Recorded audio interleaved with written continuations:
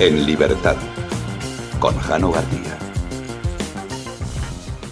Damas y caballeros, ¿qué tal? ¿Cómo están? Sean bienvenidos a esta noche del 29 de junio de 2026. Llega la macroimputación, en este caso relacionado, porque ya saben que tenemos muchas tramas, con la trama Leire. Y es que el juez Pedraz ha imputado a 25 personas, que se dice pronto, a 25 personas en esta causa, la causa de la Fontanera. En concreto, estamos hablando de la SEPI. Una de esas personas imputadas es Belén Gualda, que es la actual presidenta de la SEPI. El escrito de anticorrupción indica que uno de los investigados, que es el expresidente de la SEPI, o sea, tenemos ya a la presidenta y tenemos al expresidente de la SEPI, Vicente Fernández, ya saben, amigo íntimo, muy íntimo, intimísimo de María Jesús Montero, que cuando lo pillaron María Jesús dijo, yo es que este señor hace mucho tiempo la verdad que no sé nada de él. Y publicó Libertad Digital Miguel Ángel Pérez que habían estado un fin de semana, no sabemos si romántico, en un hotel. Yo me para no saber nada, qué relación tan estrecha como la de Begoña en Javier Hidalgo. Bueno, pues el expresidente de la SEPI envió al chat que tenía con Leire Díez un archivo referido al rescate de tubos reunidos, que les contábamos la semana pasada. En la causa de la que deriva la investigación sobre las cloacas de Ferraz, se están revisando 5 operaciones de la SEPI en las que habría intervenido la Fontanera, el expresidente de la SEPI y también Anchón Alonso, que ya saben que es el amigo de Santos Cerdán. En todas ellas habrían cobrado comisiones por sus gestiones. Trataban los asuntos en un chat llamado Irurok, que significa nosotros tres en euskera.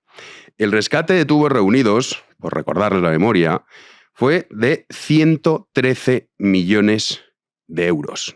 Es de las operaciones que se están investigando la de mayor envergadura. Otra de ellas está vinculada a Enusa, que es la empresa pública responsable del uranio, en la que trabajó Leire Díez. Pero es que además su expresidente, José Vicente Berlanga, es también uno de los imputados por haber estado facilitando, pues básicamente, el latrocinio de dinero público. También hay un directivo de Acciona que ha sido imputado, ya que pues ha sido, en muchas ocasiones Acciona, ya lo saben ustedes, pues ha resultado beneficiada de este tipo de chanchullos. Pero es que también está el expresidente de Mercasa, José Ramón Sempere, también está en la lista. En este caso, la sospecha se centra en una operación inmobiliaria para el cambio de sede de la empresa pública responsable de los mercados públicos, que no han dejado nada que sin robar. Es una cosa espectacular. Pero también hay más citaciones. Se extienden, una de ellas, a Forestalia. Esto nos suena.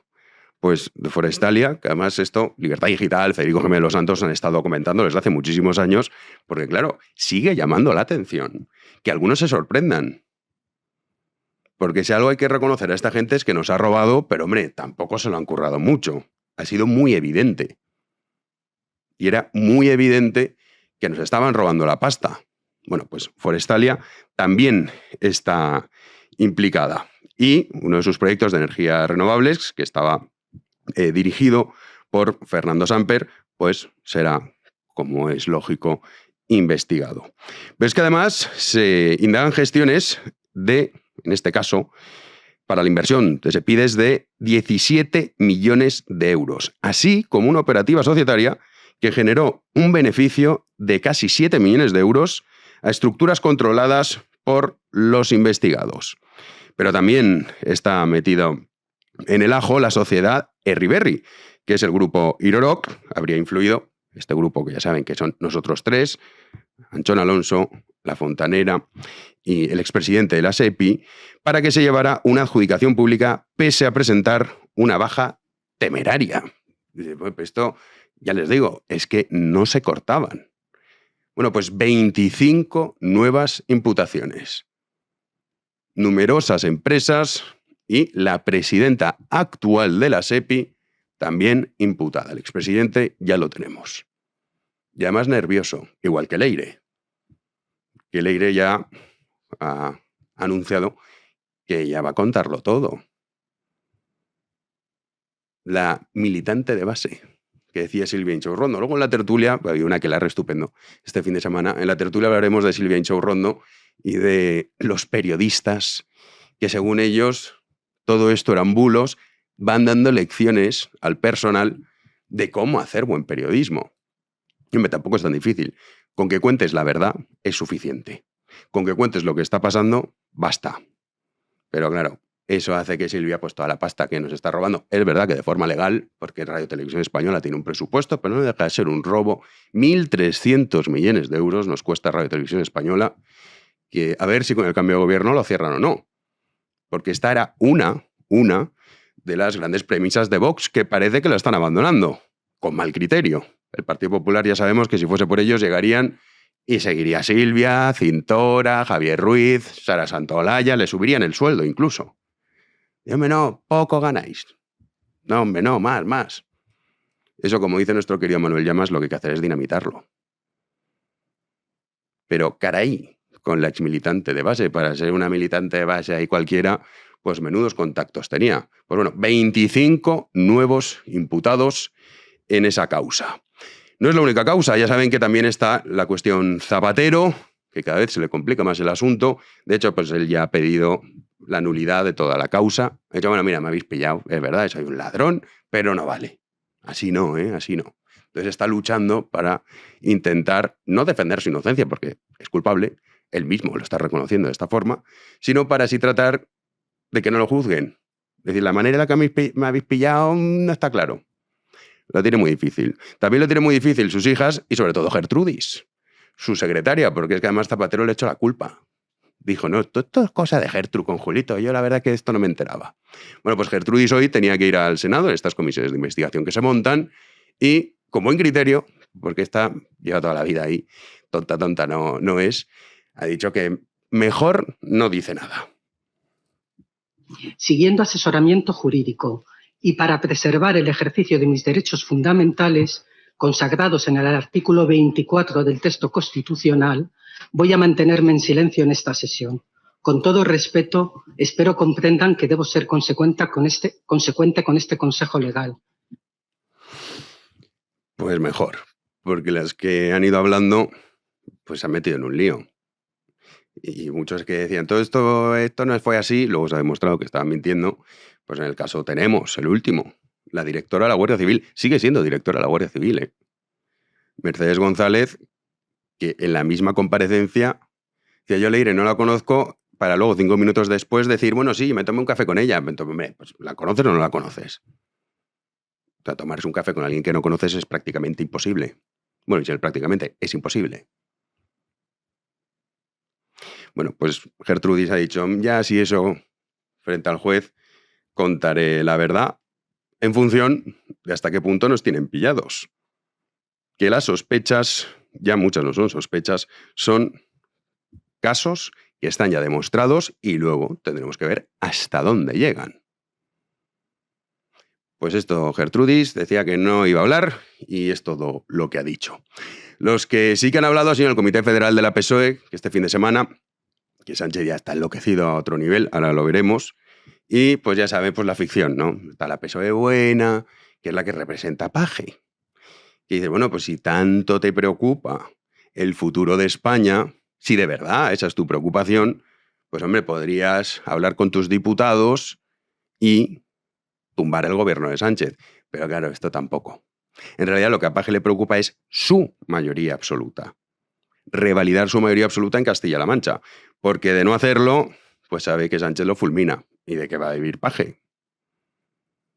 Porque este parece que no es como Bono, que es el único caso de un tipo que no ha sido gran cosa, que ha conseguido amasar una fortuna que, en fin, está Elon Musk y José Bono. Sonaba la semana pasada, y más que va a sonar José Bono. Bueno, pues Paje pedía, en ese comité federal, se quedaba solo, claro, pidiendo esto, el adelanto de elecciones. Es decir, que no hay que tener miedo de las elecciones, porque la impresión que puede traducirse es que tanto los supuestos socios que nos apoyan como nosotros mismos lo que tenemos miedo es a convocar. Creo que hay que seguir trabajando, tener confianza en que la gente lo va a revalidar. De verdad que lo que está pasando no tiene nada que ver con nosotros. Bueno, Paje también aquí. Dice, pero yo creo, Sánchez, que se convocaba a arrasar. Y dije, estoy convencido de que van a ganar. Hombre, Paje. Claro. Y pues el resto lo miraba como diciendo, ¿pero qué dices, Emiliano? Si en cualquier caso la única posibilidad que tenemos es pegar un pucherazo con la ley de nietos. Esa es la única alternativa que le queda a la PSOE para conseguir revalidar el gobierno. No hay otra. Y si no se para eso, nos llevaremos una sorpresa. Uy, pero ¿cómo que gana la PSOE las elecciones? 2,5 millones nacionalizados, que no hace falta que voten los 2,5 millones. No hace falta. Con que se coloquen las circunscripciones que necesita la PSOE, te hacen un pucherazo y ahí tienes a Sánchez. Entonces, claro, esto, adelantar elecciones, pues todavía no les ha dado tiempo. Hoy publicaba Isabel Durán en El Debate una información respecto a la ley de nietos y también cómo se están escogiendo las empresas encargadas de esas nacionalizaciones, en el caso de Cuba, sin ir más lejos, una empresa del régimen. Esto hay que tenerlo en cuenta. Que luego no vale llevarse las manos a la cabeza. Luego comentaremos porque había estado Feijóo en el programa de Federico Jiménez Los Santos, en una entrevista, y señalaba la cuestión de la ley de nietos, que está muy bien señalarlo. Pero hombre, habrá que hacer algo más. Habrá que intentar pararlo. Porque es un auténtico disparate. Es básicamente robar las elecciones. Que es lo que pretende. ¿A qué santo va a convocar Sánchez ahora? Entonces María Jesús Montero, que ha reaparecido, estaba pasando una mala época y peor que la va a pasar, porque claro, todo esto de la SEPI, ella está implicada directamente. Entonces todos tienen el futuro unido al de Sánchez. Porque es verdad que Paje a priori ladrón no es. Ahora, toda la banda sanchista sí. Y saben que el futuro de Sánchez es su futuro. Entonces pues tienen que estar con él hasta el final. Entonces aparecía María Jesús Montero para enfrentarse a Paje. Le dice, Emiliano, te voy a decir una cosa. Yo puedo decir una cosa, Emiliano. Lo que ocurre contra nosotros es mucho más profundo que lo que aquí estamos comentando de casos con nombre y apellido. Están intentando montar una causa general contra el Partido Socialista. Porque una cosa es que respondamos ante una conducta irregular, ante algo que te juego en las antípodas, y otra cosa es permitir que la derecha, que la ultraderecha, mediática, en ocasiones judicial, creen una sensación de corrupción generalizada que no existe. Está en plena forma, María Jesús. Pues decía esto, que no existe una corrupción generalizada. O sea, el caso del hermano de Sánchez, de su mujer, del propio Sánchez, exministros, ella misma, la SEPI, 25 nuevos imputados hoy. La Fontanera, Zapatero, Ábalos 24 años de cárcel, Koldo, Santos Cerdán. Eso son cosas que, a ver, puntualmente puede pasar, pero no existe una corrupción generalizada. La culpa es de la ultraderecha mediática y a veces, no siempre, pero a veces también la judicial es un poquito ultraderecha. Entonces, pues, dependiendo del día, es por culpa de ellos. Claro, María Jesús sabe que van a llamar a la puerta en muy poco tiempo. Porque ya después de la imputación del expresidente de la SEPI, del actual presidente de la SEPI, la siguiente es María Jesús Montero. Su mano derecha también diciendo, bueno, yo a ver, es verdad que esto yo lo hice, pero Marisú fue la que me decía que lo hiciera. Claro, está señaladísima. Aparte de abrasada, puesto tantas veces las manos en el fuego, que ni siquiera la pondría por ella misma. Pues eso te va a decir, Emiliano, que esto no es así. Pues claro. Paje dice, hombre, yo esta teoría es complicado que pueda funcionar. De hecho, ya no funciona ni para gran parte de los miembros habituales de la secta, que ven que Sánchez es ya un hombre que causa problemas, sobre todo para su supervivencia en cuestión de sus negocios. Ahí tenemos el caso de La Sexta, el caso de la SER, como muchos han bajado del barco. Del barco sanchista, no de la PSOE, porque hay una PSOE que es buena. ¿Cuál? Ah, pues no sé. Pero hay una que es buena, que debe ser la que no le pillan. Estos son demasiado tontos. ¿Y Sánchez qué decía? Bueno, pues Sánchez, que está como una cabra, esto ya lo sabemos, pero ahora ya unos niveles que dice, hombre, uno no daba crédito. explicaba a sus compañeros que es que él en realidad, o sea, a él le gustaría irse. Si es que él esto del poder está a disgusto. Pero ¿cómo se va a ir si le mandan cartas pidiéndole que por favor se quede porque es un refugio para los moribundos? Escuchen. Quiero concluir compartiendo con vosotros y con vosotras una carta que recibí hace unos días. La enviaba una joven de la provincia de Valencia y dice así. Presidente, le escribo desde el dolor más profundo tras perder hace unos días a mi padre. Mi padre fue ante todo socialista. En los momentos más duros de su enfermedad, cuando todo parecía derrumbarse, había algo que le devolvía un poco de luz. Y era escucharle a usted, escuchar a su partido. Sentir que sus ideas seguían vivas y defendidas. Puede, continuaba la carta, que para muchos sea política, pero para él era mucho más. Era una forma de aferrarse a la vida y no rendirse del todo.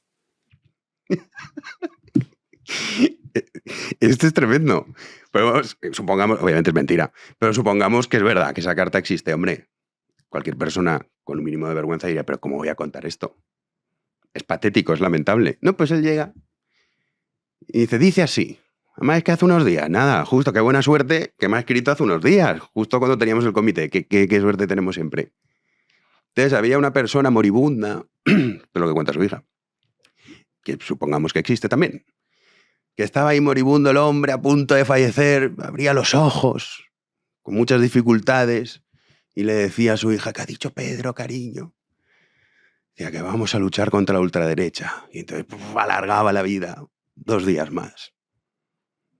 Cuando ya estaba a punto de caer, decía, no te preocupes, papá, que voy a ponerte la comparecencia de Pedro Sánchez. Entonces el hombre se venía arriba. Gracias a Sánchez. Aquí estamos hablando de un ser que no es humano, con una capacidad. Dentro de nada, saldrá por las calles y sanará a los enfermos.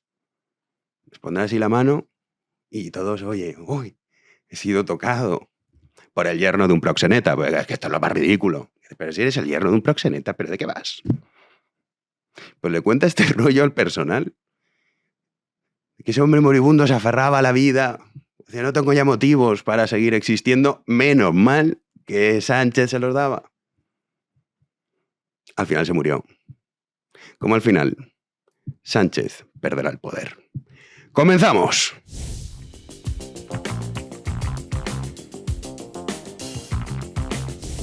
Recibimos una semana más a nuestro querido Juan Andrés Ruber. ¿Qué tal, Juanan? ¿Qué tal, Jano? Muy buenas noches. Pues contento porque los partidos de la selección española los vamos a ver a partir de ahora en horario normal. ¿Ah, sí? A partir de, sí, porque gracias a que ha pasado como primera de grupo, veremos los partidos hasta donde llegue la selección española a las 9 de la noche. Ah, horario mira. Champions. Horario en libertad. Es que si hubiéramos quedado... Ya, mira, eso es verdad que nos perjudica un poco, pero un poco bastante. un poquito. Bueno, Pero, pantalla simultánea. Oye, Jano, sí, eso también. No multipantalla, que la gente Sí. ahora mismo se ve 3 o 4 partidos a la vez. Entonces se puede poner en libertad y de fondo la selección española. Pero es que si hubiéramos quedado segundos, los partidos serían a las 3, 4 de la mañana todos. Ah, sí. O sea, imagínate. Bueno. Yo con uno ya me desajusto el reloj para todo el fin de semana. El de Uruguay, ¿no? Claro, el de Uruguay. Qué Sí, sí. carniceros los uruguayos, Bueno, macho. una salvajada. Joder. Y aún nos criticaban de que éramos unos quejicas. ¿Qué va? por Si es las que yo entradas. flipaba con los jugadores, digo, pero hombre, como no van ahí a encimar al árbitro, que el árbitro malísimo, que era de Marruecos, ¿no? No, egipcio. Egipto, bueno. Sí. Uy, qué recuerdos. Qué recuerdos, sí, recuerdos. sí, de Corea y Japón del año 2002. Sí, pero buen unos robo. salvajes. Yo entiendo que en determinados países el contacto se permite un poco más, pero es que romperle la tibia a uno no es fútbol. No, fue una carnicería. Y a Nico Williams lo dejaron cojo, al otro le rompieron Jeremy Pino. a Jeremy Pino le rompieron la clavícula. Chico, eso no es fútbol. No es fútbol. Igual que tampoco es verdad lo que dice Begoña Gómez, porque la UCO... Vaya larga cambiada. Hombre, es que esta noticia salió el fin de semana. Pasó pero muy la desapercibida. Sí, la queremos rescatar precisamente por eso, que también estamos normalizando cosas que no deberían ser normales.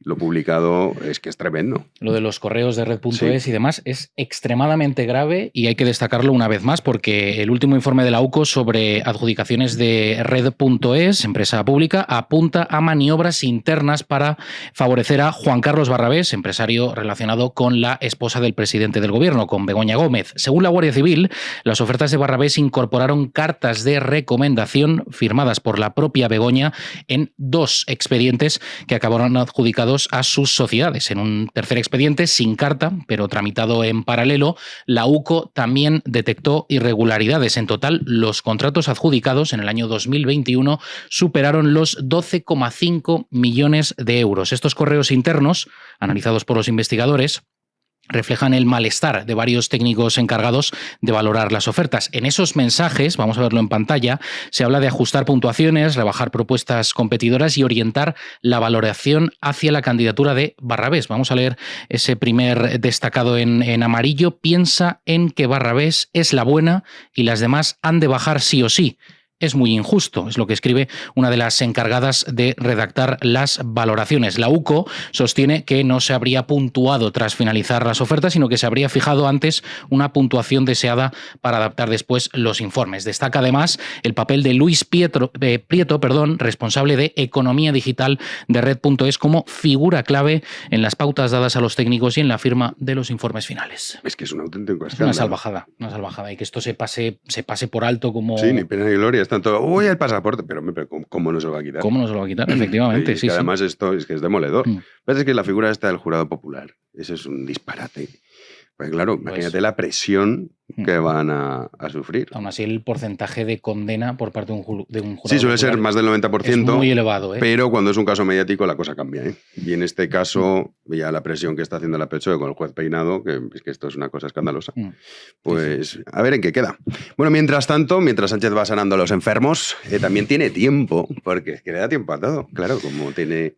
Es sobrenatural. Sí, es omnipresente. Sí, la capacidad de Sánchez es así. Entonces, pues entre sanación y sanación... Un nuevo decretito. Un decretito de vivienda. Sí, un decretito que no ha hecho ninguno, este es nuevo. Otro más. Sí. A ver si llegan ustedes al gobierno y solucionan el problema de la vivienda. Sí, se lo llevan 8 años. Claro. Sí. Pues nada, tercer decreto, Jano, en materia de vivienda este año. Bien. No ha salido ninguno adelante y este, pues muy probablemente tampoco va a salir. Otro decreto más en esta materia después de que el Congreso, como decimos, le haya tumbado 3 en este 2026, pero el Consejo de Ministros sigue a lo suyo y aprobará un Real Decreto Ley a lo largo de julio con medidas en vivienda. Hablamos de una de las materias pues, que más divisiones ha ido provocando entre el PSOE y Sumar y también con el resto de grupos que apoyaron la investidura de Sánchez, en especial con Junts. De hecho, sus posibilidades de éxito, como estamos contando de nuevo, pues son mínimas. Las medidas están por concretar, a pesar de que el presidente y sus ministros llevan toda la legislatura hablando de la prioridad que supone la vivienda. No obstante, la portavoz Elma Saiz ha adelantado que va a tener 2 patas. La primera va a buscar bajar el precio de los alquileres, dar estabilidad a los contratos y combatir el fraude. La segunda tendrá como objetivo movilizar vivienda asequible con medidas como la subida del IVA al 21% para los pisos turísticos. Decía la portavoz que era fundamental dar respuesta a la principal preocupación de los ciudadanos españoles. 8 años después. Será un Real Decreto Ley amplio y transversal, que incorporará medidas que han apoyado los diferentes grupos a lo largo de la legislatura para que todos puedan sentirse representados en él. Un problema como el de la vivienda solo se puede resolver desde el acuerdo. Y si hay un motivo hoy en día para acordar, es, sin lugar a duda, dar respuesta a la principal preocupación de la ciudadanía. Es que esto, Jano, yo te lo compro en el 19, en el 20, en el 21 si me apuras, pero es que estamos en el año 2026. Es que ya llevamos unos cuantos años, por desgracia, de sanchismo y no han sido capaces de solucionar un problema, por supuesto, complejísimo, vale. Pero es que no han solucionado nada. No, de hecho, o sea, dicen, esta es la principal preocupación de los españoles. Hombre, una de las preocupaciones también de los españoles es la inmigración. Y nos han metido más de 2 millones y quieren nacionalizar ahora 2 millones y medio más. Sí. Entonces, pues, bueno, en fin. Si es que solo con escuchar el argumento, da igual lo que esté en el texto, que uno tiene que estar en contra. Y, mira, transversal, ¿eh? Claro, solo se puede solucionar desde el acuerdo. ¿Qué tontería es esa? Imagínate que no hay acuerdo y dices, voy a construir no sé cuántas viviendas, liberalizar el suelo. No hay acuerdo, ¿y qué? Es todo lamentable. Sí, luego veremos, como hacen todos los años, una imagen ahí en campamento, esas instalaciones militares para tirar media cornisa y decir, chicos, estamos avanzando en materia de vivienda. Y ahí siguen. Sí, bueno, mientras no nos construyan las casas, que esto es también un tema que poco se está hablando de lo que mata el socialismo en el mundo, que es el caso del terremoto de Venezuela, que vamos con la actualización ahora. Muchos de los edificios construidos por Hugo Chávez, eso sí, con los materiales que no eran los que estaban presupuestados, es decir, robaban la pasta y ahora pues se cobran vidas, una vez más. Una vez más, sí. Y vamos a actualizar porque vamos a ir, en este caso, con los datos de españoles residentes en Venezuela. El Ministerio de Exteriores del Gobierno de España ha informado de que el número de compatriotas desaparecidos en ese país ha disminuido de 150 a 138 sin aumentar el número de fallecidos. Hasta ahora han sido reportados muertos 17 españoles a causa de ese doble seísmo que ha sacudido al país hispanoamericano el pasado miércoles. Las tareas de rescate continúan a contrarreloj en las zonas devastadas por los seísmos. Fíjense en este vídeo que ha trascendido en las últimas horas del momento del primero de esos seísmos. Vamos a verlo en pantalla. Ese es el momento exacto en el que se produce el primer terremoto y fíjense cómo colapsa por completo uno de los edificios que están ahí situados al fondo de la imagen y el pánico de la gente pues que huía sin saber muy bien a dónde ir. Ahora mismo sobre el terreno están colaborando más de 2.600 rescatistas internacionales, incluidos decenas de españoles. Según el último balance oficial, la cifra de fallecidos se eleva a 1.450 y la de heridos a 1.350.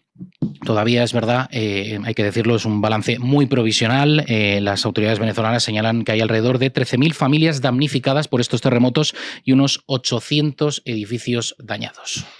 Bueno, esperemos que esa cifra no siga aumentando, aunque se teme lo peor, que eso claro, no se va a quedar aquí. Que además hay mucha gente atrapada bajo los escombros y esto pues lo cuentan todos los expertos. Las primeras 48 horas pues, son vitales para salvar a mucha gente. Aún así pues se han producido milagros, Jano, porque han rescatado hasta bebés de apenas pocos meses.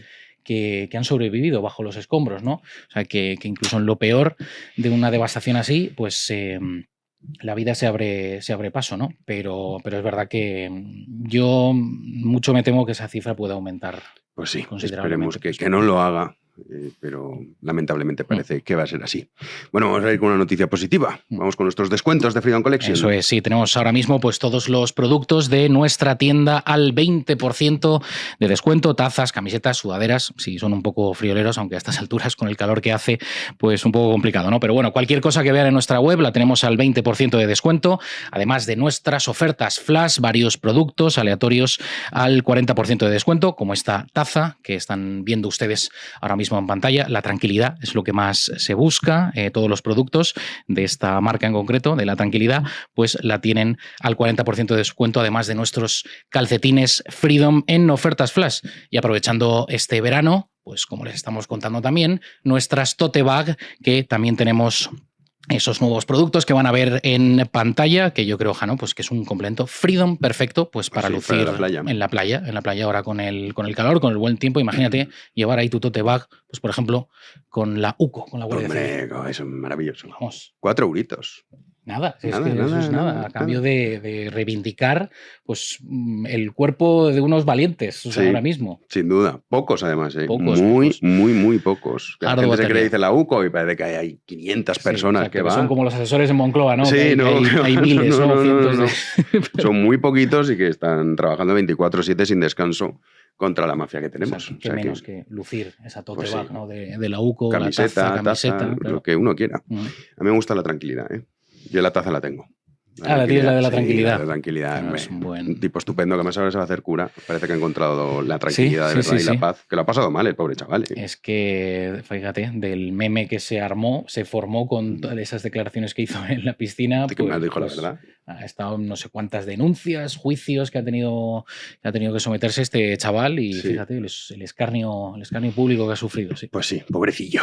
Bueno, pues ya lo saben, todos esos descuentos los tienen en freedomcollection.es. Nos vamos a la tertulia.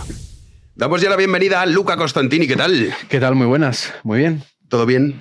Todo en orden. Sí, chiquillo te deja descansar, bien, estupendamente, sí. Nunca he dormido mejor en mi vida. Vamos, no, de verdad lo digo, o sea... ¿Recomiendas? Sí. Claro, que la gente tenga bebés. Sí, que tenga bebés y que tenga tapones para el oído, algo para taparse los ojos, posiblemente, habitaciones insonorizadas, o sea, pero sí, de entrada. Bueno, pero esto merece la pena. Está bien. Merece la pena. No, es divertido. Sí. Divertido, no tanto. Es el libro de Rejón y su historia, el personaje, lectura veraniega, porque ya estamos todos al borde de las vacaciones, así que este libro de Luca Costantini... Pues es un buen libro de playa, aunque no lo parezca, pero la verdad que lo es, o sea, porque es una historia... Sí, no es interesantísima. Tiene muchos elementos, muchas sorpresas. Pues ahí lo tienen disponible en todas sus librerías y en Amazon para lectura veraniega. Chapo Paolaza, ¿qué tal? Pues bien, dado que no he sido imputado en ninguna causa y eso hoy en día es un activo, porque la gente la están imputando en Madrid de 24 en 24. 25. Sí, 25 han sido. Era para que no me dierais ningún tipo de premio, pero, o sea, que está bien. O sea, al final, si os fijáis, el último en imputarse en el PSOE va a ser Sánchez. Sí. O sea, es como el agua que gira cuando vacías el lavabo, ¿no? Que hay el centro es él. Pero no el contenido del lavabo, te refieres al agua, digamos, no al agua. El cabeza de cárcel. Era para aclarar que no fuera, digamos, en el centro el contenido. La F. No lo que... Bueno, a ver... Y buscaba algo de... Una metáfora. Algo más sutil, pero... Rubén Arranz, ¿qué tal? ¿Cómo estás? Muy bien, la verdad. Pues también sintiéndome un poco como el pobre niño al que no le invitan a la fiesta, ¿no? Por aquello no estoy imputado, de momento. De momento has dicho bien. No estoy en ninguna trama de corrupción, así que se sepa qué puedo decir. Pero bien, todo en orden, relativamente. Otro gran libro, Extraños compañeros de trama, que además, oye, estuvo súper bien la presentación, ¿eh? Muchas gracias, de verdad, porque estuvo genial. Muy bien, tanto Lupe como tú. No, el que más ha hablado fue, claro, el que ha escrito el libro, estaría feo. Claro. Y es quedado estupendo, gente muy, muy amable. ¿Sabes qué me ha dicho la gente que le gustó? ¿El qué? Que antes de dar paso a las preguntas dijéramos, queremos preguntas, no las intervenciones del típico loco que siempre aparece en estos casos aquí para decir su reflexión de 5 minutos. Sí. Y medio funcionó. Medio. Bueno, pero es que es un poco ley de vida. Siempre hay una persona que, digamos, hace un speech más que una pregunta. Y más que empieza así. Yo más que una pregunta tengo una reflexión. Sí. Pues siéntese. Claro. Escribo un libro. Claro. Quítenle el micrófono. En las cosas de toros, la señal para llamar diciendo que hay un aviso de bomba es cuando alguien dice, se levanta del público y dice, Paco Camino mataba así. Entonces, es el momento de decir, bueno, pues vamos a tomar algo y pues nos han puesto una bomba. Claro. Bueno, pues otro gran libro para este verano, sobre todo para no olvidar en lo que estamos. Que ahora en verano es verdad que pues intentamos desconectar. Sí. Pero es un manual que hay que tener siempre en la mesita de noche. Las vacaciones antillanas son, ¿no? Es decir, vete de vacaciones, pero repasa. Es verdad, sí. Que llega septiembre y tienes que estar un poco con los deberes. Son los deberes de verano. La PSOE es lo que nos deja de verano. No se me había ocurrido. De verdad, la editorial creo que no sabe realmente potencial que ha fichado. Vamos a ir con la semi, porque ahí sí que hay potencial de delincuentes. Pero vamos, estaba ya el expresidente Vicente Fernández metido en el lío. Pero es que ahora también la actual presidenta cae también imputada junto a 24 personas, es decir, 25 imputados para empezar a hablar, para empezar la semana. Juanín. El juez de la Audiencia Nacional, Santiago Pedraz, ha imputado a la presidenta de la Sociedad Estatal de Participaciones Industriales, la SEPI, Belén Gualda, también a otras 24 personas en la causa en la que investiga los presuntos amaños de contratos del ente público a cambio de mordidas. Pedraz comenzó investigando los amaños en contratos por parte del que ha mencionado Jano, el expresidente de la SEPI, Vicente Fernández, la fontanera Leire Díez y el socio de Santos Cerdán en Servinavar, Anchón Alonso. La propia investigación la ha llevado a destapar las presuntas prácticas ilícitas de las cloacas del PSOE, convirtiendo el caso pues, en una macrocausa de corrupción en la que ahora añade a otros 25 imputados. Entre esos 25 nuevos investigados hay también varios implicados en el caso Forestalia. Luca. Bueno, a ver, yo creo que... Claro, el tema de la SEPI, o sea, cuando decíamos, más bien cuando Ábalos decía que lo de las mascarillas era el chocolate del loro, se refería, yo creo, efectivamente a la batería de contratos públicos, de obra pública y todo lo que tiene que ver con la SEPI, que es donde yo creo que entramos ya en una dinámica, efectivamente, tú decías macrocausa, o sea, macrojuicio, y es esto, o sea, yo creo que es una cantidad ya de corrupción, diría casi sistémica. Hay que hacer una diferencia porque hablando de macro causa, macro algo, a mí siempre me recuerda un poco lo que pasaba en Italia con el tema de mafia, con el tema de corrupción, que siempre se hablaba mucho de macro algo, macro tal. O sea, aquí, claro, se ha hablado algo de la tangentópolis española. Yo también a veces he empleado ese término, pero en realidad tangentópolis en Italia afectó a todos los partidos políticos de golpe al mismo tiempo, en el mismo momento, ¿no? Es decir, entonces sí que eran macrocausas, es decir, porque afectaban prácticamente a todos. Pues claro, esto, en fin, si es tangentópolis, pues es una tangentópolis del PSOE en realidad. O sea, esto habría que decirlo, ¿no? Porque a veces, claro, yo entreveo, digamos, esta voluntad un poco de meterlos todos juntos, ¿no? A ver, aquí... hay corrupción. Hay corrupción. A ver, en democracia hay corrupción. Sí, los partidos políticos, cualquier organización, la que sea, que es incluso una asociación, digamos, con fines benéficos, sí, puede tener a una persona, digamos, que mete la mano en la caja. Ahora, claro, que tengamos 25 imputados el lunes, añadiendo todo lo que ya teníamos antes, y luego, claro, que llegue a la SEPI es muy interesante y muy grave a la vez, porque evidentemente la SEPI es uno de los organismos que, digamos, más dinero maneja, dinero público. Maneja para lo que es ayudas a empresas, rescate, yo qué sé, fusiones de todo tipo. Entonces, claro, está claro que, hombre, que esto es una organización, digamos, sistémica. Por eso hablaba de corrupción sistémica. Rubén. A ver, es que hay muchos puntos que tocar con respecto a la SEPI. La SEPI, para quien no lo sepa, básicamente lo que engloba es los activos de diferentes empresas públicas o público-privadas, pero en las que el Estado tiene una participación. La SEPI, es decir, es que se encarga desde... tiene desde Televisión Española hasta... tiene el Estado participación en la SEPI, tiene participación en Indra, la SEPI tiene el 10% también de Telefónica y maneja miles de millones de euros en activos y presupuestos cada año que son muy relevantes. Lo que sospecha el juez o lo que investiga es como ese grupo conformado que se llama Giruc, ¿verdad? Si no, Iruroc, perdón. Los tres. Los tres, eso es, están Anchón Alonso, Leire Díez y Vicente Fernández. Lo relaciona ahí Vicente Fernández, el que fue presidente de la SEPI, que posteriormente dimitió porque le habían abierto una causa por el presunto, la causa de Arnal Coller, de la que fue absuelto, por cierto, pero que era una persona de máxima confianza de María Jesús Montero. Y luego la SEPI tuvo que autorizar los famosos rescates de la pandemia. Entre ellos el que se está investigando es el de, creo que son 114 millones, el de tubos reunidos, que ahí es donde están investigando también, donde han salido documentación que lo relaciona con cierta negociación con el PNV. Vamos a ver, es una causa ahí sobre la que hay mucho que saber todavía, pero que tiene una dimensión gigantesca, colosal.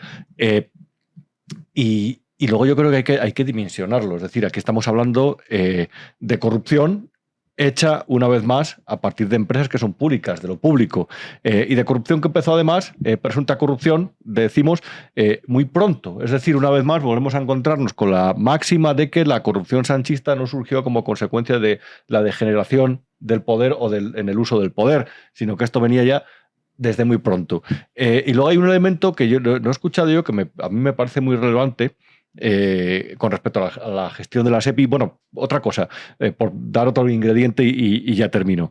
En la SEPI hubo una disputa entre María Jesús Montero, Hacienda, y el PSC catalán. Esto sobre todo fue a principio de esta legislatura por ver quién se hacía con el control, si Industria o Hacienda, porque la SEPI siempre es un gran caramelo, porque lo que hace es, como tiene decenas, cientos de asientos que asignar, siempre es como una vía de entrada para pagar favores a amigos con preparación o sin preparación para ofrecerles puestos, que siempre es interesante. Y luego hay una cosa dentro del Real Decreto de medidas, de uno de los Reales Decretos de medidas económicas que se tomaron durante la pandemia, a las empresas de la SEPI, digamos que se les concedió si entraban en causa de disolución como consecuencia, bueno, de un desequilibrio patrimonial, no tenían que declarar esa causa de disolución. Es decir, podían aplazarlo, prorrogarlo, y si no me equivoco, esa medida sigue vigente, porque, por ejemplo, la agencia EFE, que también forma parte de la SEPI, todavía no han tenido que reequilibrar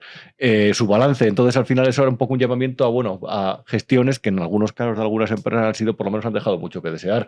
Esa es la SEPI, esa es la gestión que ha hecho el gobierno actual de ese conglomerado de empresas que son patrimonio público, y que al final, si van a pérdidas, eso al final va a cuenta última del contribuyente. Sí, es un poco el pulmón del sanchismo, digamos, o del Estado dentro del sistema, o sea, de lo privado, ¿no? Y se ha utilizado como brazo armado económico para hacer y deshacer todas sus decisiones, siempre con un componente de interés político. Y ahí vemos, por ejemplo, Tubos Reunidos, estaba claro que era un interés del Partido Nacionalista Vasco. Ahora lo que se sospecha, han detenido, es decir, han imputado al que era presidente y CEO de Tubos Reunidos, a Irusta. Era un interés del PNV por ese rescate. Por ejemplo, la entrada de Moncloa en muchas empresas de interés estratégico para ellos, claro, se ha hecho a través de la SEPI, ¿no? Es decir, pero hay mucha gente imputada de muchos altos cargos. Íñigo Baneica ha hecho ha sacado quiénes son, ¿no? Entonces están, pues, la actual presidenta de la SEPI, está el presidente de Nusa entre 2018 y 2021. Ahí trabajó Leire. Está la directora de Desarrollo Corporativo de Nusa, donde efectivamente trabajó Leire, el expresidente de Mercasa. O sea, es que aquí hay muchas empresas afectadas. Está la directora de la empresa pública ISDEFE. Hay gente el que era el director del Fondo de Apoyo a la Solvencia de Empresas Estratégicas. Es decir, que esta es una imputación con un desarrollo enorme. Y una cuestión, sabíamos hasta ahora que en la SEPI había un interés político en muchas de las decisiones. Es decir, Sánchez no daba puntada con la SEPI sin hilo. Pero lo que no nos imaginábamos es que además había una trama o presunta trama por debajo para conseguir mordidas y lo que fuera, ¿no? Pero esto, la verdad es que me parece muy bien lo que dice la acotación que hace Luca. Decir, esto no es una macrocausa, pero no es una macrocausa de todo el mundo. Es que este es una de las cuestiones, es un clavo al que intenta siempre asirse el Partido Socialista y decir, bueno, es que en el poder hay corrupción, que sí, bueno, pero hay grados, ¿no? Es decir, que es un poco como meteorológico. Bueno, es que hay corrupción y es como cuando dicen, hay polarización, ¿no? Cuando son ellos los que imponen la polarización, dicen, bueno, es que hay un poco como si hubiera niebla o como si hiciera mal tiempo o una ola de calor, ¿no? Hablando de Tubos Reunidos, mire lo que publica en el auto.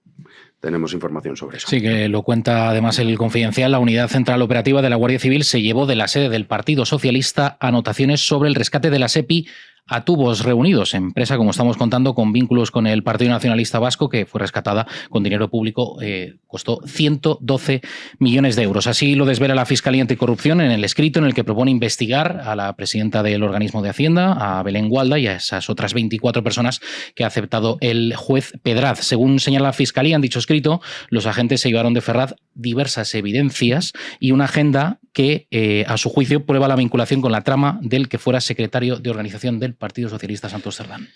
Bueno, a ver, en ese tema, o sea, vamos a ver, lo de Tubos Reunidos. Bueno, lo de Tubos Reunidos en realidad es verdad que a nivel informativo ha salido hace pocos días, pero ya en los primeros informes de la UCO yo recuerdo por ahí leer algo de Tubos Reunidos, que ya, pero eso que más, claro, que Tubos Reunidos en realidad es una empresa pues es histórica y es muy importante, ¿no? Pero, o sea, a mí lo que me llama la atención de toda esta historia es que dos cosas. O sea, la primera es que si se acepta la imputación del expresidente de la SEPI, la actual presidenta de la SEPI, no sé cuántas personas vinculadas con empresas, como bien decía Chapo antes, o sea, así, si asumimos que es una cuestión de corrupción sistémica. Y además lo asumimos porque también tenemos un material que en esos tipos de investigaciones es difícil de tener, porque tenemos los chats, o sea, tenemos las conversaciones. Esto al fin y al cabo es paradójico, porque hoy en día pensamos, ¿no?, que es más difícil rastrear las comunicaciones porque, yo que sé, hay grandes empresas multinacionales que están en Los Ángeles y tal. Pero respecto, por ejemplo, a una trama de corrupción de los años 80 o 90, donde solo se podía, digamos, intervenir el teléfono y entonces las escuchas telefónicas, ahora con los chats, la cosa increíble es que tenemos, pues, no, digamos, ahí una conversación de hace 5 años o 3 años, pues en todo su desarrollo. Es interesante. Y sabemos que de esas conversaciones, de Leire, de Santos Cerdán y tal, ellos iban a por la SEPI desde el minuto 1. O sea, el comienzo de la trama de Leire, en realidad, al principio es la SEPI. Luego, a partir del año 2024, cuando Sánchez tiene el problema de la mujer y todos los imputados, se convierte en la cloaca y en la guerra sucia. Pero al principio lo que querían hacer nosotros tres, Iruaca o como se dice, era ir a la SEPI. Entonces, a mí me parece bien desde el punto de vista de la justicia que las cosas estén avanzando. Quiero decir que esto es muy importante. Ahora, a diferencia del tema de las mascarillas, que fue todo por el Supremo y por lo tanto, digamos, con unos tiempos jurídicos mucho más acelerados, la jugada de todos estos es que cuando está Audiencia Nacional y todo, en fin, es todo más lento. Pero yo a mí lo que me llama la atención es ¿qué esperan a imputar a la exministra de Hacienda? Claro, es que es decir, es que yo esto sí que me deja algo sorprendido. O sea, volviendo al tema de Tangentopoulos. En Tangentopoulos, yo creo que si uno hiciera un estudio de Tangentopoulos, cómo fue en Italia en los años 90 y lo que está ocurriendo aquí, hay muchísima semejanza, más allá de lo que os decía antes.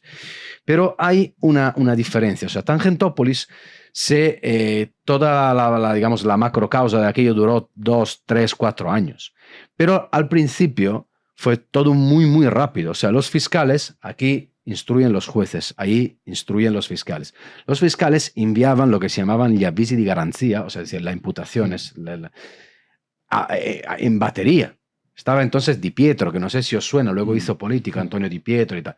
Bueno, o sea, ahí iban a por todas y a por todos. O sea, a mí aquí lo que me llama la atención es, ¿pero qué esperan con María Jesús Montero? Es decir, ¿realmente podemos pensar que el expresidente de la SEPI, la actual presidenta, todos los responsables de todas estas empresas y la ministra de Hacienda que controlaba la SEPI no sabía absolutamente nada? Y que lo mantuvo a él, una vez que se fue, además, como decía Rubén, claro, lo mantuvo sin sustituir. Claro. Es decir, siendo presidente en la sombra. Sí, sí. Y luego dijo que no lo conocía de nada y Miguel Ángel Pérez publicó en Libertad Digital que había estado un fin de semana romántico con él. Claro. Pero y le iré.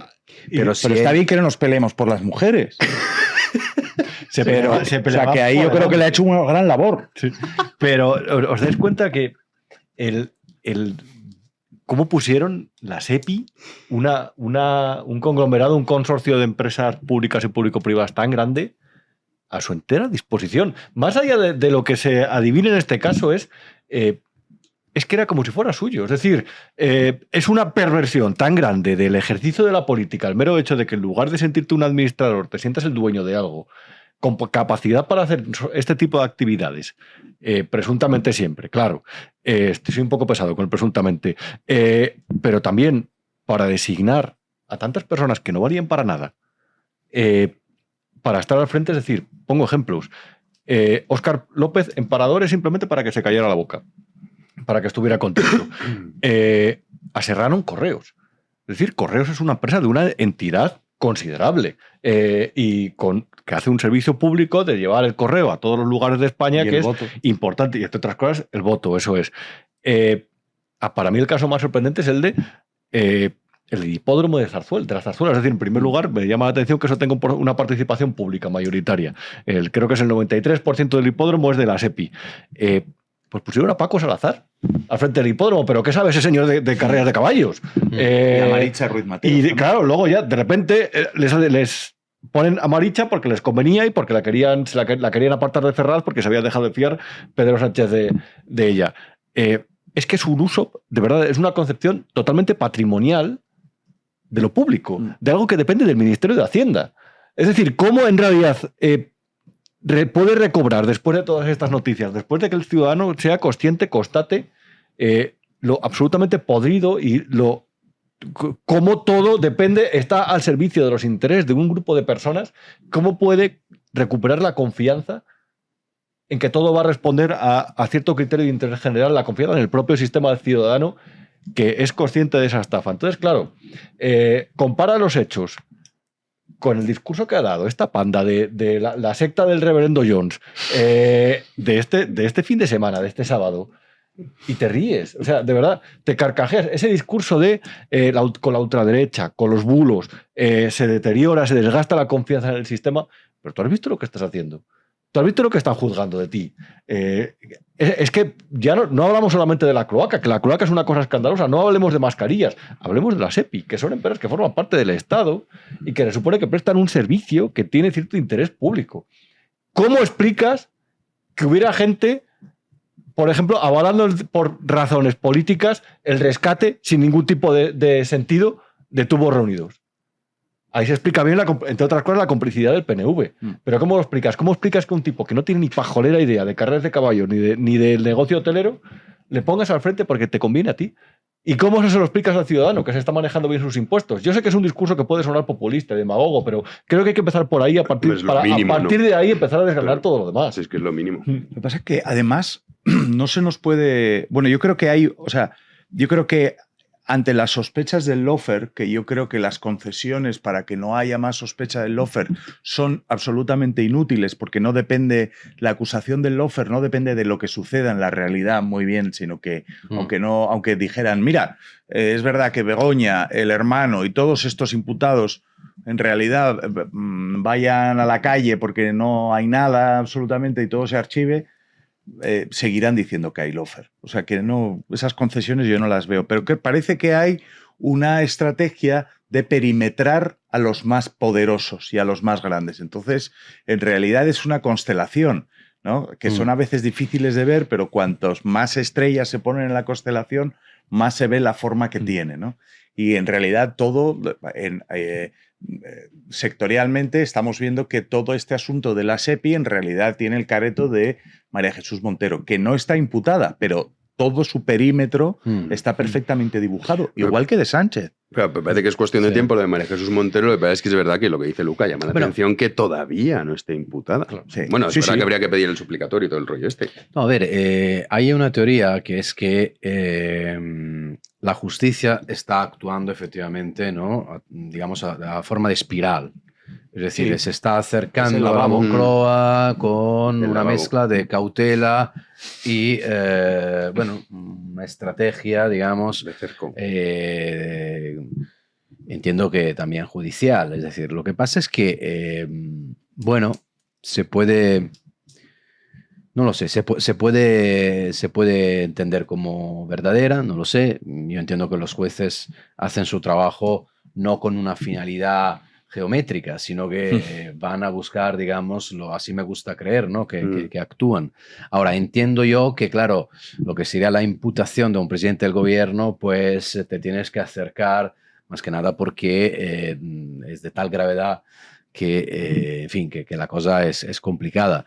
También es cierto que desde el punto de vista político, si este fuera un país normal, digamos, el gobierno, el que fuera, de la bandera que fuera, del color que fuera, ya habría caído. Pero habría caído simplemente por una cuestión de rendición de cuentas. O sea, había llamado al pueblo por responsabilidad política, habría dicho al pueblo, mirad, aquí, pues efectivamente algo no funciona, pues que hable el pueblo soberano y que se decida lo que hay que hacer. Bueno, el propio primer Sánchez convocó elecciones porque no podía aprobar unos presupuestos. Si es que ya en el presanchismo había ya desde el punto de vista político, yo creo que no hay debate, y que francamente, quitando, digamos, 4 pasdarán del sanchismo, es muy difícil defender el hecho de que, oye, aquí se tiene que votar sí o sí. El problema ¿cuál es? Es que la Audiencia Nacional, o sea, va lenta. De hecho, en el caso de Ábalos, de las mascarillas, en realidad hemos tenido juicio y condena muy rápido, pero por el Supremo, pero porque Ábalos se equivocó. Es decir, porque Ábalos hizo un cálculo Ábalos que era, oye, yo me quiero mantener los privilegios y beneficios parlamentarios, entonces en lugar que dejar el escaño, que era lo que le había pedido el PSOE, por lo tanto la causa había ido a la Audiencia Nacional, al fin y al cabo obligó a que fuera un suplicatorio y que acabar en el Supremo. Es decir, aquello fue un error de Ábalos, uno de los muchos posiblemente errores de Ábalos, entre otras cosas, seguir confiando en el PSOE, pero bueno, él sabrá. Entonces, claro, la Audiencia Nacional, al fin y al cabo, políticamente, es decir, suponiendo, como decía Chapo, en ese perímetro, ¿no? Ese perimetraje, suponiendo que existe, que hay esta cautela judicial por la que se va, ¿no?, del número 2 de la SEPI al número 1, luego a marca casa y no sé qué historia, hasta llegar al ministerio. Pero claro, con estos tiempos, en realidad vamos a tener un juicio en el año 2030. Entonces, claro, bueno, es verdad que la justicia necesita sus tiempos, pero claro, aquí hay que acelerar un poquito, porque si no va a ser la Tangentópolis del faraón. Te quiero decir, es que, claro, repito, en Italia Tangentópolis fue 92-94, cayeron todos lo que tenían que caer. Y no es que en Italia, digamos, sea un país de la justicia rápida, pero es verdad que en aquel momento había unos indicios y la situación era tan grave que, claro, aquellos fiscales pues pisaron el acelerador, bueno, entre otras cosas porque desde el punto de vista judicial, o sea, la rapidez es importante. Es decir, si tú dejas mucho tiempo a los criminales de organizarse, de ocultar las pruebas, claro, ya los pillas. Claro, va a ser más complicado luego demostrar todas las investigaciones. Pues de hecho, esto que cuentas, Ábalos en su momento, acuérdate que dijo, oye, que al final es broma, que sí, que venga, que me juzgue la audiencia. Y le dijeron, mira, ya no. Porque lo intentó en el último momento. Ábalos, en un momento que había pactado con Fiscalía explicar su versión, o sea, cantar. Sí, eso se ha publicado. Y parece que Koldo pues, le impidió a última hora. Entonces Ábalos tenía un abogado que buscaba un pacto con Fiscalía más o menos al estilo de Aldama. Cambió 2 veces de abogado. Claro, y ese abogado pues le dio plantón porque dijo, mira chicos, o sea, así no puede ser. Y el resultado ha sido el que pues ha sí. sido. Bueno, él sabrá. Como tú decías, 24 años para empezar a hablar. Vamos con el aquelarre periodístico de este fin de semana que comentabas tú antes, Rubén. No, porque es que es verdad, esto hay que explicarlo. O sea, una de las razones por las que, digamos, el sanchismo todavía sobrevive es porque hay ciertos medios de comunicación que se dedican a mantener a una mafia criminal. Y esto es así, son cómplices de esto. Y estaba, pues, alineación de gala del aquelarre claro, Jordi Évole. Esto para tener pesadillas. Imagínate en pesadillas que sueñas. Para el Mundial, ¿eh? Sí, Jordi Évole, Silvia Inchaurrondo, Escolar, Marc Giró, Palomera. Ay, Dios mío. Vamos. Sí, vamos a empezar por el presentador Jordi Évole, que encontró este fin de semana en el Festival de las Ideas y la Cultura del diario.es el escenario idóneo para cargar contra la prensa no postrada ante el sanchismo y visibilizó su ataque en la figura de Iker Jiménez y su programa Horizonte. Desde allí, ante la risa cómplice de todos los que le rodeaban, lanzó una crítica directa al presentador de Cuatro, a quien acusó de intoxicar de manera totalmente descarada. Évole. Y luego lo que sí que es muy importante para mí, en un momento como este, en el que hay un auge peligroso de programas, en este caso de televisión, que lo que están haciendo es intoxicar de una manera, totalmente descarada. A ver, no es muy normal que en este país el señor que nos explicaba que venían los ovnis ahora nos está explicando la corrupción del país. O sea, no.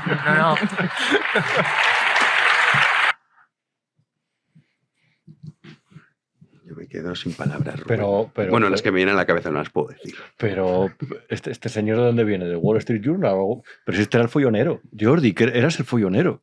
¿Qué hablas de origen? Si tú te dedicabas a ir a hacer el payaso por diferentes lugares para después sacar reportajes graciosos. Si fue cuando vio la oportunidad de cuando lo fichó La Sexta para hacer los reportajes aquellos, cuando dio el giro para ser un periodista serio. Entre comillas. Entre comillas. Y ahora, claro, este era... es que no se me ocurren pocas cosas más paranormales que aquel reportaje, aquella columna que firmó La Vanguardia, que se llamaba "Hay que dedicar una calle para San Fernando". Es decir, eso sí que es paranormal. Eso ya implica creer en marcianos y todavía más. Que se ha llevado, creo que son 2,5 millones de euros de contratos de televisión española. Si es que al final, en realidad, por dinero baila el perro. Y luego hay cosas como... Es decir, nos ha intentado dar lecciones de periodismo, de vida, de sociedad, gente que habla directamente que porque una persona sea de izquierda es más generosa o tiene mejor corazón que una de derecha. Eso ha dicho Palomero. Sí, eso es. Mira, pero eso funciona cuando tienes 8 años, un abuelo del Partido Comunista y te lo dice y tú te lo crees. Es decir, esas historias, esas fantasiosas, esas fábulas, funcionan muy bien cuando ves el mundo en 2 colores y cuando realmente no tienes la madurez suficiente como para desarrollar determinadas ideas. A lo mejor están en esa fase, que es la de primero de izquierdas. Y eso es terrible porque han formado parte del aparato intelectual del sanchismo, y es que es lamentable, es decir, el aparato cultural y mediático. Y esta gente fue la que se puso en fila en el año 2024 para iniciar una campaña. Eso lo decía un día tu jefe, Luca. La diferencia no es que haya habido competitividad entre medios y palitos entre medios de comunicación, porque eso ha existido siempre. Es decir, Pedro J. con Ansón se daban bien. Y no digo contra Polanco. La diferencia de esta etapa es que ha habido palanganeros, periodistas palanganeros, que han atacado directamente a otros compañeros de profesión que simplemente por el mero hecho de estar denunciando casos de corrupción o por ser contrarios con una mayor o menor intensidad al gobierno, que estaban en todo su derecho, porque las empresas privadas se pueden dedicar a eso. Mientras tanto no miraban a la televisión pública, porque de la televisión pública, entre otras cosas, la televisión pública más sesgada de la historia, de esa beben, de esa comen. En eso se llevan a lo mejor 6.000 euros al mes, como en algún caso de los que ha aparecido por ahí. Bueno, el de Incharrondo todavía mucho más. Esta gente es la que nos daba lecciones. Y esta gente ahora, en este crepúsculo tan asqueroso, terrible y corrupto del sanchismo, se reúnen para hacer una comandita y hacer una conjura contra lo que llega. Esto para mí, este acto es el primer acto de la oposición periodística. Y es patético porque demuestran ser un agente político en lugar de ser lo que son simplemente periodistas. Pero han trabajado para eso, han ganado mucho dinero. En realidad hacen un antiperiodismo, porque no se trata de que publiquen unas noticias u otras, porque bueno, pues todos los medios tienen su editorial y en su visión del mundo pueden atender más a unos casos de un lado que del otro. Aquí el problema que ha habido es que, y eso lo hemos visto este fin de semana, es que hay una serie de medios que lo que se han dedicado es a decir que era mentira las informaciones que se van confirmando. Es decir, que no es que hagan un periodismo sesgado, que lo que han hecho ha sido un antiperiodismo. Y dando lecciones justamente de periodismo como si Silvia Inchaurrondo fuera Bob Woodward. Cuando estaban hablando justamente Inchaurrondo y todos los que estaban ahí, que firmaron aquel infame manifiesto, lo que estaban era diciendo que eran bulos las noticias que a día de hoy se confirman. Esa gente tiene que pedir perdón. Luego, por otra parte, a mí me hace mucha gracia y la verdad es que me hace sonreír que durante mucho tiempo toda esta gente, todos estos compañeros han estado diciendo que desde la derecha, en realidad, había una derecha periodística que era violenta, que Twitter, que nos vamos a Blue Sky. Por cierto, no están en Blue Sky, porque a mí me la dan mortal todos los días en Twitter. O sea, Blue Sky ya. ¿Sabes? ¿No os habéis ido a Blue Sky? Pesaos. No, joder, es que es cierto, ¿no? Pero que venían a decir... No se han ido, es mentira. No se han ido, Otra de las mentiras que contaron. Pero estoy en Blue Sky. No, la estás dando mortal diciendo que soy un cochino fascista. Pero un bigotillo de Franco, de Hitler. Una cosa que a mí me encanta es como de repente Jordi Évole se mete un contrato para que Enara Álvarez salga con su productora en Televisión Española los jueves por la noche, cuando sean los miércoles, a darnos la turra. Y nos dan la turra como si con un ejercicio irreverente, como si no fueran ellos el poder. Claro. ¿Pero de qué me estás hablando? Pero si eso es lo eso es la convención, es esa, Si la tuya. Sois si hoy absolutamente hegemónicos. Hoy lo punky es decir, baja impuestos. Hoy lo punky es vete a la iglesia. Porque ellos han dado el mensaje contrario durante años. Total. Y Evo le ha cobrado un pastizal de televisión española para meter ahí a Enar Álvarez, que además no tiene ni puñetera gracia, para contarnos eso cada semana. Pero es que luego hay una cosa más que me llama la atención. Al final me he encendido, no quería. ¿Qué es lo de...? Tendrías que ir un poco a Blue Sky. Silvia, sí, es verdad. Sí, no, a un balneario, a una convención de estas en Rivas. Por cierto, ¿era Auditorio Almudena Grandes o cómo era? No, era no sé. Pilar Bardem. O sea, es que esto Bueno, es que Joder, Rivas todo es Miguel Ríos, Pilar Bardem. Sí, eso es. Auditorio Begoña Gómez. Y dice Begoña, y Silvia Chaurrondo. Bueno, que es lo mismo. Sí, O sea, Silvia tampoco- dice, no cometamos el error. El periodismo no tiene que ser neutral. Tiene que... Sí. Pero señora, que trabaja en la televisión pública. Es decir, ¿cómo que no tiene que ser neutral? Usted tiene que contar la verdad todas las mañanas. No tiene que contar, por ejemplo, que entra dentro de lo normal que Santos Cerdán tuviera una tarjeta de Sirvinavar. Eso no es neutral, Silvia. Bueno, no es neutral. Eso es un periodismo de trinchera, pero de la trinchera del gobierno, de Pedro. Dilo de Begoña, ya, de verdad. Dilo de yo con Begoña. Para mí una cosa que el tema de la animalización, o sea, de la denuncia de los discursos ultraviolentos, de la derecha, qué peligrosa la derecha, que viene a polarizar y entonces te van a dar el paseo un poco menos en la sección de opinión de ABC y estas cosas y que vienen aquí y entonces la violencia y tal y cual. Y luego sale Esther Palomera, la buena de Esther, y dice, todos los de la derecha son unos hijos de puta. Bueno, pues vale. Y ya está. O sea, Y ya. de acuerdo, o sea, enhorabuena, porque Y vamos a afortunadamente hay gente, ¿sabes? Como tú, ¿sabes? Que en realidad está poniendo un poco de cordura en este asunto, ¿no? Diciendo que los de la derecha son malas personas. Ah, bueno, pues ya está, se acabó. Fin del debate, claro, ante eso. Y se llama el Festival de las Ideas. Pero todo está Vamos, la dedicado. escuela de Atenas. Pero todo está dedicado a decir que hay ideas que no se pueden tener. Claro. Claro. Sí, mira, vamos con Isa Rodríguez, damos paso a Luca, porque habéis comentado el corte, la intervención de Silvia Inchaurrondo. Vamos a repasarla, Juanín. Sí, porque otra de las que salieron a figurar en el festival del diario.es fue la presentadora estrella de televisión española, Silvia Inchaurrondo, que lleva, por cierto, desde el pasado 12 de junio sin aparecer por televisión española para presentar su programa, La Hora de la 1. Igual Rubén... Rubén... una demanda porque le bajaron el sueldo, porque le hicieron indefinida, le pagan en convenio en lugar de lo que le pagaba por trabajar por cuenta propia y quiere que le paguen lo que le pagaban anteriormente. Uy, pues yo no me había enterado de este rollo. Pues desde el 12 de junio, sí. Anda. Publiqué otro día una historia y el propio presidente de RTV está bastante cabreado con ella. De hecho, me contaban el otro día, lo publiqué el otro día, era... le fueron a ver una persona, perdón. No, sí, además sabía que Rubén lo iba a contar. Le fueron una persona y dijo, Silvia se ha ido de vacaciones. Y dijo, vaya, bueno, menos mal que aquí no hay actualidad. Fue la semana que imputaron a las hijas de Zapatero. O sea, pero se ha ido. Antes, el juicio creo que es el día 16 de julio, si no me equivoco. Y es un juicio en el juzgado social de la calle Princesa para ver si recupera los emolumentos, porque no puede vivir. Antes cobraba un máximo de 237.000 euros al año, creo que era. Más de 200.000.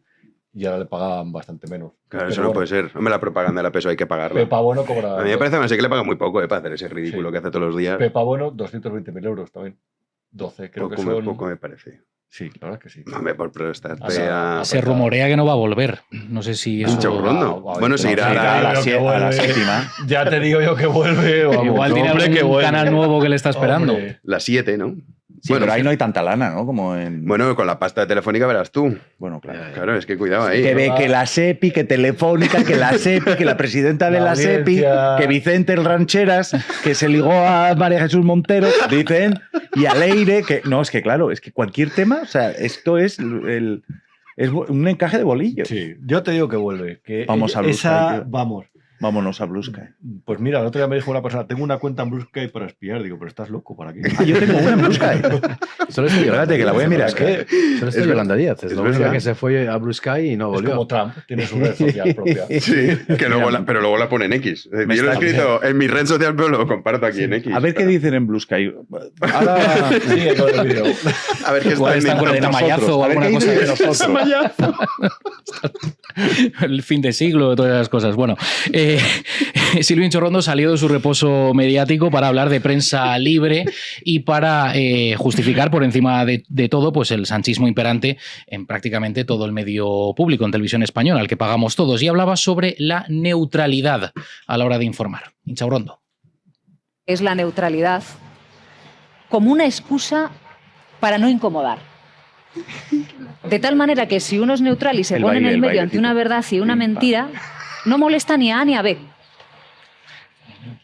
Pues sería una posición muy cobarde. A mí también me han preguntado, ¿te molesta que esta época se recuerde como una época difícil? Y yo he dicho no. Me molesta que se recuerde como una época de cobardes. La hegemonía. En la que el periodismo, pudiendo discernir entre la verdad y la mentira, optase por retirarse. Lo único que me preocupa. Luca. Yo creo que tenemos suerte. Yo creo que tenemos suerte que el presidente del gobierno sea Pedro Sánchez y no esta señora, la verdad. O sea, porque hay que recordar que Silvio Inchorrondo, entre otras cosas, fue, no sé si promotora, pero por lo menos firmante de aquel manifiesto de la vergüenza. Contra, aquellos periodistas que en el comienzo, digamos, de cuando se empezaba a destapar la corrupción, escribían e investigaban sobre ello. Y son todas cosas que están siendo ahora investigadas por la justicia, con unos autos de la UCO y de la UDEF demoledores uno tras otro. Es decir, el discurso que hace de la equidistancia entre la mentira y la verdad, es realmente... Yo no puedo pensar que ella se crea semejante idiotez. Es decir, porque nadie defiende la equidistancia entre la mentira y la verdad en el periodismo. Jamás. Nadie. Nunca. Es decir, eso se trata de una maniobra a lo Orwell, digamos, para tergiversar y para convertir el periodismo, que lo que sí que busca es la objetividad, es decir, es buscar la verdad, buscar los datos y publicarlos con valentía, no hacer manifiesto en contra de aquellos que publican los datos y las investigaciones y que son valientes. Esto es el periodismo. Lo que está haciendo ella es, digamos, tergiversar todos esos elementos para defender lo que siempre se ha conocido como activismo. Es decir, lo que siempre se ha conocido como propaganda. Porque el activismo es propaganda. Y la propaganda es el periodismo en tiempo de dictadores. La propaganda es lo que se llamaba periodismo en la Italia de Mussolini, en la Alemania de Hitler, en la Rusia de Stalin y de los demás que llegaron después. Entonces, que no vengan a la sociedad española a darle clase de periodismos estas personas que firmaron aquel manifiesto y que me temo que este encuentro, el ágora de las fiestas de las ideas, que además han importado de otros periódicos, digamos, progresistas europeos, que ni siquiera se inventan nada, aunque en aquellos países europeos donde hacen estas cosas son muchísimo más nobles, porque invitan a personas que opinan diferente, y hay debates incluso interesantes, filosóficos y tal. A mí lo que me da la sensación que esto es ya arranca el motor de una campaña electoral en la que todas estas personas van a ejercer de propagandistas. ¿Sabes qué pasa con la propaganda, Luca? Nada más. Hay un pequeño problema. Y lo digo para la gente que está convencida. Esto lo decía ya Chomsky. Es mucho más fácil de ver, es prácticamente indetectable cuando tú estás dentro del arco de la propaganda, pero es muy sencilla de ver cuando la lees en Kazajistán, por ejemplo, en Corea del Norte. Entonces, hay un determinado grupo de gente que todavía cree en todo esto, que se cree que lo que dicen estos es verdad y que se los cree como esta es nuestra última barrera frente a la ultraderecha, frente al bulo. Y es muy curioso porque todo se desmonta en... No, Silvia, uno no es valiente cuando le paga al gobierno y hace una labor de machaca contra la oposición diaria. Uno es valiente cuando le paga al gobierno y de repente se planta todas las mañanas para contar de pe a pa los casos de corrupción que afectan al gobierno y sus contradicciones. Y eso no sucede en su programa. Entre otras cosas porque, reitero, el caso que más me llamaba la atención, el que recordaba era él, aparece uno de los informes de la UCO sobre el patrimonio de Santos Cerdán, aparecen los pagos con la tarjeta de Servinavar y va Silvio Inchorrondo y dice, hombre, si era socio de Servinavar, entraba dentro de la lógica de utilizar una tarjeta de la empresa. Claro. Y decía, hombre, no hay que confundir entre comisiones y no todas las comisiones son ilegales. Hay algunas que se hacen simplemente por trabajos. Eso es manipular a la gente. Eso es manipular porque va en contra de todas las cosas de las conclusiones que había sacado la propia UCO dentro del informe. Y eso es ser un cobarde, porque en realidad lo que estás haciendo es proteger a quien te paga el sueldo, que es el gobierno. Mira, hablando de manipular, vamos con este tema que nos obsesiona mucho, que es la ley de nietos. Pues hoy ha estado Feijóo con Federico Jiménez Los Santos. Tú estabas ahí a su lado en la entrevista. Eso es. Y por fin, oh milagro, ha hecho referencia a la ley de nietos, más que nada porque le interesa, te van a robar las elecciones. O sea que claro, espabila. Espabila o mal asunto, porque el líder del Partido Popular, Alberto Núñez Feijóo, ha denunciado en Es la Mañana de Federico, en Es Radio, lo que considera una ingeniería electoral por parte del gobierno de Pedro Sánchez en relación con todos esos procesos de nacionalización vinculados a la conocida como Ley de Nietos, que está incluida dentro de la Ley de Memoria Democrática. Esto puede llegar a dar la nacionalidad y, por tanto, el voto en las elecciones hasta a 2,5 millones de extranjeros. De momento, 1 millón de argentinos han reclamado la nacionalidad española desde que entró en vigor esta ley de nietos. Pero vamos a escuchar lo que decía Feijóo. Por tanto, ¿qué es lo que hay detrás? Ingeniería electoral. Lo que hay detrás es un interés evidente de conseguir nuevos votantes. Como los votantes actuales pues no les salen las cuentas, vamos a ver si fabricando votantes me salen las cuentas. ¿Qué es lo que creo que tenemos que hacer? Bueno, seguir estudiando este asunto. Llevamos tiempo con este tema. Seguir viendo cómo se construye estas nacionalizaciones. Ver que el otorgamiento de la nacionalidad española requiere una reforma de la ley de nacionalidad. 1 millón de argentinos, pero es que Justitia Europa ha denunciado la ley de nietos de Sánchez a la Junta Electoral Central por manipular el censo. No sabemos esto si saldrá o no saldrá, pero sin duda el gran tema. Chapu. Sí, desde luego es un... O sea, en realidad el intento consiste en diluir a la gente que está en contra de Sánchez para tener unos resultados más favorables. ¿Pero cómo? Pues con gente de otros países, azuzados por la memoria del exilio, de la guerra, y colocando, como están haciendo en el PSOE en Argentina, colocando a los votantes donde pueden desestabilizar mayorías y conseguir más escaños. Porque cuando uno adquiere la nacionalidad, lo hace con un sitio de referencia. Pasa a ser de ese sitio. Aunque tú hayas nacido en Maracaibo, pues tú eres de Santander y dices, pues mira, yo elijo ser de Santander, de San Sebastián, de Pontevedra, y entonces así lo que pretenden es dar ese vuelco. Lo grave, lo grave es la intención, que no es un golpe de Estado, pues podemos ponerle el nombre que queramos, pero está bastante cerca de ahí, porque lo que supone es que no te vale con este censo electoral y pretendes manipularlo para poner otro censo electoral.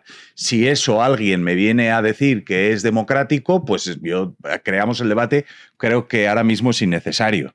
Pero es que la modificación de la ley de nietos, que estaba dedicada a nacionalizar a los nietos de los exiliados de la guerra civil, que no así sucede con los exiliados del terrorismo de ETA, por cierto, que viven en el puerto de Santa María y no votan en Tolosa, ni en Andoain, ni en Hernani, ni en Donosti, ni en Bilbao, ¿vale? Pero esa modificación, esa ley de nietos de la memoria histórica se modifica a través de un reglamento.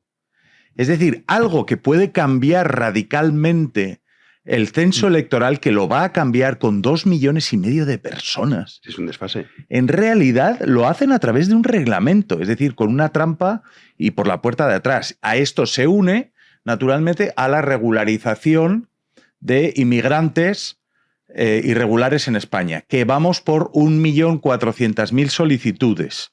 Es lo que va a haber. Una barbaridad. Que es una barbaridad, que toda esa gente, ahora en las próximas generales quizás no, y quizás el gobierno pierda, Sánchez pierda el gobierno, pero lo que van a pretender es que no pueda mantenerlo a la derecha. Es que hablas, o sea, sumas ese 1,5 millones más los 2,5 millones, te salen 4 millones. Claro. Es más del, o sea, es básicamente el 10%, más del 10% de los que tienen derecho a voto en España. Claro. En España estamos en torno a los 50 millones, derecho a voto de en torno a 37, más o menos, 37 millones. Estás metiendo unos porcentajes, es una auténtica salvajada el tema de la inmigración, pero es que esto ya es el colmo. Luca. No, es que estaba mirando, porque no es solo, o sea, hay, es decir, todos estos decretos, todas estas leyes tienen dentro, ¿no? Siempre unos intríngulis Porque no es solo el tema de nacionalizar a los que están fuera o nacionalizar a los que llevan aquí residiendo. O sea, el gobierno en el último decreto, por ejemplo, también facilitó la nacionalización de familiar, digamos, ¿no? De hijos y tal, de personas que ya están aquí en España y que tienen todos los papeles. Que estaba mirando cuánto serían, yo ahora aquí hice el cálculo, creo que eran alrededor de unos 500.000 personas. Y claro, ¿eso qué pasa? O sea, que son 500.000 personas que están aquí, que tienen la posibilidad, por ejemplo, de nacionalizar a sus hijos o a sus padres, personas vulnerables que tienen tal, para que vengan a España. O sea, un cubano que está aquí y tal. Y claro, estas 500.000 personas va sumando, porque evidentemente, ¿qué pasa? Claro, si el gobierno le concede, digamos, este beneficio, digamos, esta posibilidad, pues claro, lo normal es que vote al gobierno más que nada por el miedo, no por afinidad ideológica al PSOE, No, claro, pero por el miedo supervivencia. a que un cambio de gobierno pues les pueda quitar, digamos, esta capacidad, por ejemplo, de atraer a España, ya estando nacionalizado, digamos, a familiares que viven, no sé, en Colombia, en Perú, Sí, cualquier país o en hispanoamericano, Cuba. sí. Claro que sí. Entonces son todos muchos elementos que yo creo que la oposición, el Partido Popular y Vox, pues deben estudiar muy a fondo, porque está claro, tú antes decías, no es un golpe de Estado, no sé cómo llamarlo. Yo creo que esto empieza a oler a fraude electoral. Sí. O sea, creo que si tuviéramos que definirlo, esto sería no una manipulación, un fraude electoral. Además, sería algo, yo creo que inédito. O sea, yo he estado ahí mirando un poco otros países europeos y ninguno tiene, por lo que he encontrado yo, algo parecido. Es decir, porque lo que sí puede haber en casos de países que tienen mucha emigración, mucha gente que sale del país, tal, es, por ejemplo, digamos, un número muy reducido de representantes en el Parlamento Nacional. Es decir, que haya como una circunscripción de exteriores, ¿no? Pero claro, normalmente... Esto pasa en Francia, pasa Claro, en Portugal. exactamente, pero son números bastante reducidos. Dos. O sea, ¿por qué? Porque el legislativo es que no puede verse condicionado por esos diputados externos. Entre otras cosas, por dos razones fundamentales, yo diría. La primera, evidentemente, es que al fin y al cabo tienes que respetar la voluntad nacional del país, por mucho, digamos, que tú tengas un vínculo. Vale, está bien. Porque normalmente son diputados que intentan trabajar para los intereses de aquellos que viven fuera.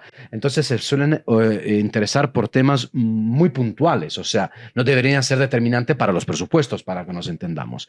Y luego porque es gente muy fácil de corromper.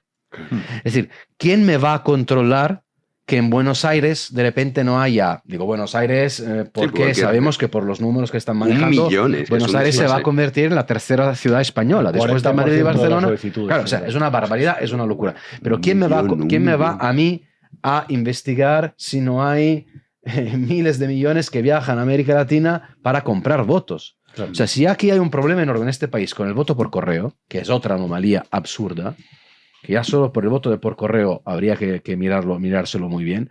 Ahora le vas a añadir, digamos, otro elemento muy difícil de controlar. Mira, esto que decías, por lo que comentabais de la tercera ciudad, o sea, para el número de electores, ojo a lo que estamos hablando, estaría Madrid, después vendría Barcelona con 1,2 millones, y ya Buenos Aires sería la tercera, en este caso con 1 millón. Para que se hagan una idea, sería la suma de Valencia y Sevilla, prácticamente. Sí. Es que es un desfase. Pero vosotros sabéis cómo funciona la política en Argentina. O sea, yo tampoco la conozco muy bien, pero sí que, digamos, hablando con la gente de Podemos, algo entendido.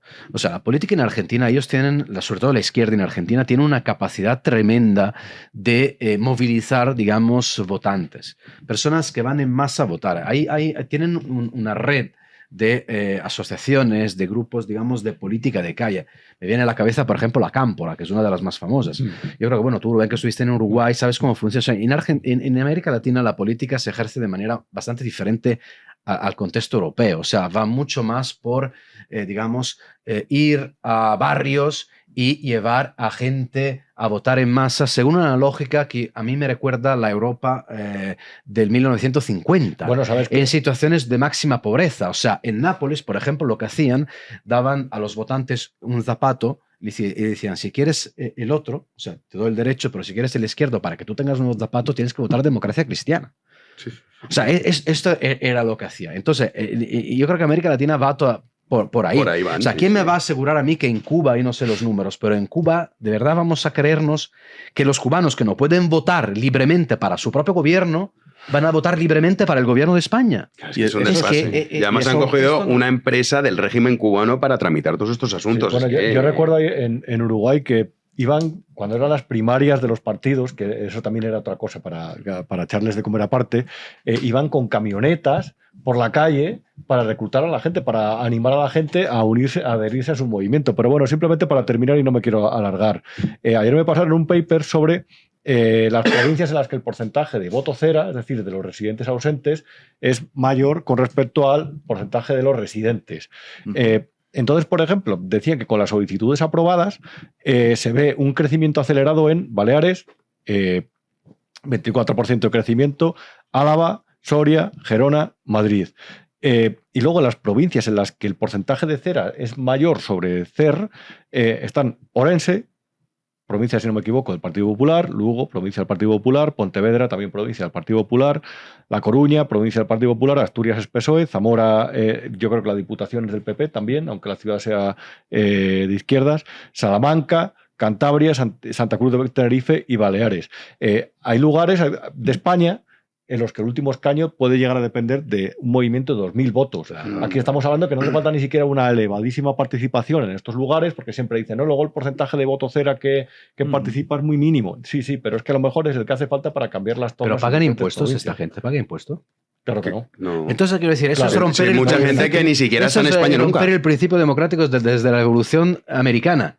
Cuando no fueron a rebelarse contra Inglaterra diciendo no taxation without representation. O sea, bueno, es un esquesto que estamos viendo. Pero bueno, está bien que el Partido Popular, por primera vez. Por hoy fin, macho. ¿Cuánto tiempo llevamos con esto? Yo creo que hay un proceso que muchos ciudadanos les va a ser difícil, pero poco a poco están entrando en él, que es muy incómodo, que es darse cuenta ante el fraude del que estamos. Fraude democrático, llámalo como queráis. O sea, un fraude electoral en realidad es una parte es una herramienta golpista. Sí, obviamente. Pero fíjate que los votos se dan a los de fuera y a los que no cotizan. Esa es la gran maniobra. Es decir, gente que está en otros países aquí nunca y gente que no cotizan. Y me ha gustado mucho la metáfora que me la ha apuntado, la del zapato, la de un zapato de la democracia cristiana, que eso va a ser los próximos presupuestos generales del Estado. Va a ser, aquí tenéis medio zapato. El que quiera el otro zapato, que venga a votarme.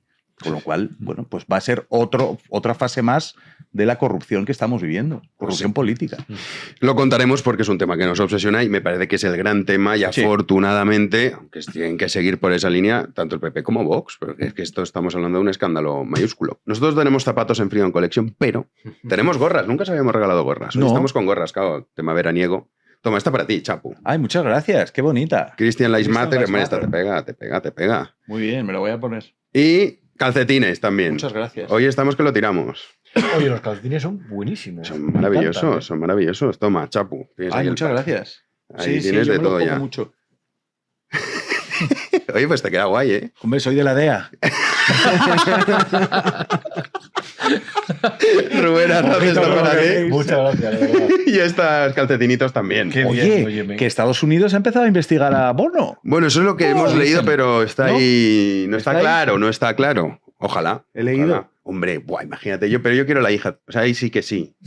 Qué tía más desagradable, coño. Es complicado, ¿eh? Cada vez que sale una noticia en torno a investigaciones a Bono, salen los vídeos estos de coña que hace con su padre. Sí. ¿Cuántos años tiene la hija? No lo sé, pero es muy desagradable. No sé cuántos tiene, pero a esa edad ya nos hacen esos vídeos de TikTok. Pero no ya luego hablamos de lo demás, si queréis, pero eso es ridículo, coño. Deja a la chavala, hombre. No la dejamos, no. Deja a los chavales que camelen. Bueno, gorrita, Rubén, porque ahora con el sol y tal, pues bueno. Sí, se me quema la superficie. Esta para ti, Luca. Freedom. Me gusta mucho, muy bonito el color. Y toma, calcetinitos también. Gracias, qué bien. Y ahí ya todo el pack. Hay que darle un poco la forma. Sí, bueno, eso ya cada uno a su Hay que gusto. caparla. Eso ya cada uno a su gusto. Oye, muy bien. Muy molón.